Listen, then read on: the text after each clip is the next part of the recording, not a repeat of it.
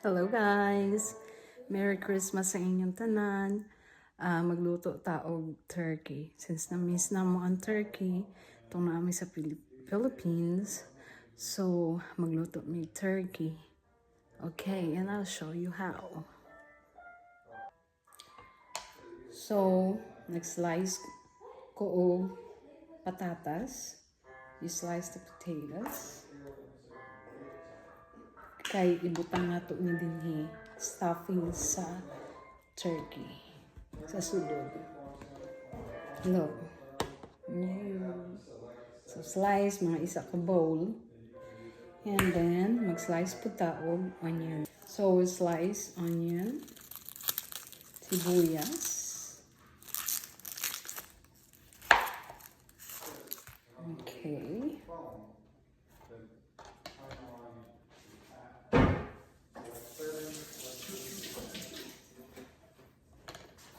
And there.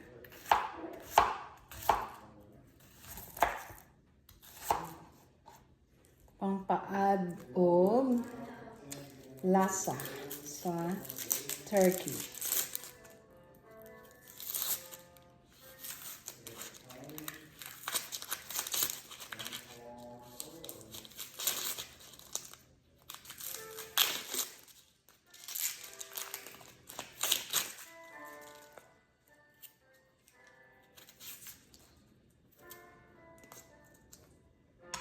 Wash first.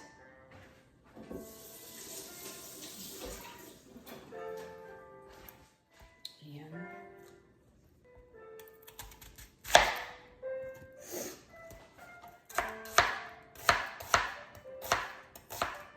Ingat lang sa pag-slice kay basig samad.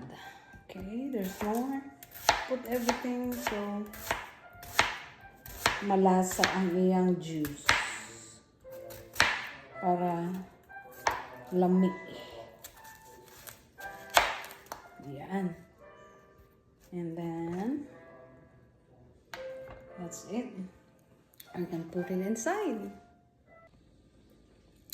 Okay guys, so I already put the potatoes and the onions inside the turkey. I'll show you. So, kaninga turkey is dako ni siya 25 kilos. And naana ang patatas, naa siya sa bag, kay diri na siya lutuon sa oven. So while naa siya sa bag, ang iyang mga juice is musok gid siya sa turkey. Maunang dili siya mo dry. And malasahan gini mo ang lasa. So ang gibutang lang ani is salt and butter. So dali ra kaayo, daghan ng salt, daghan nga butter para mulasa gid siya. So, unya mo daghan na iyang juice, iyang sauce. So, okay, ibutang na to sa oven. So, ari na siya, guys. Close siya all the way. Sulod sa bag. Ready to bake na siya. Alright.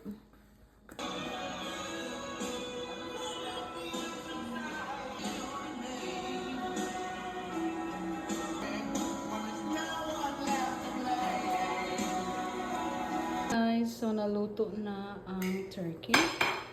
Ay, daghan siya juice. Can you help me? There's already a slice one. So, ari na, luto na siya. Once kini nga mo gawas na ni siya, it means luto na ang turkey. So, perfect siya pagkaluto. Yan. Merry Christmas, everyone! I'll show you what we prepared. We have garlic bread.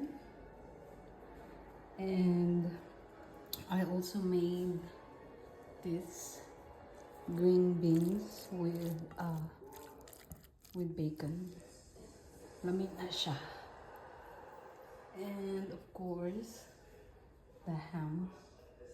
Yan. Sarap din siya. Ham. And of course, my drink.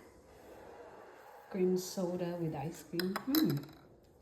And the turkey nga among giluto. Yan, giluto ni siya for 3 hours sa oven. Alright, enjoy guys. Merry Christmas to everyone. And my plate. Gamay-gamay lang sa kasi anytime makabalik man ka. Pedaghan pa mag-food. Alright, bye! Mga unami. Mga unta ninyo.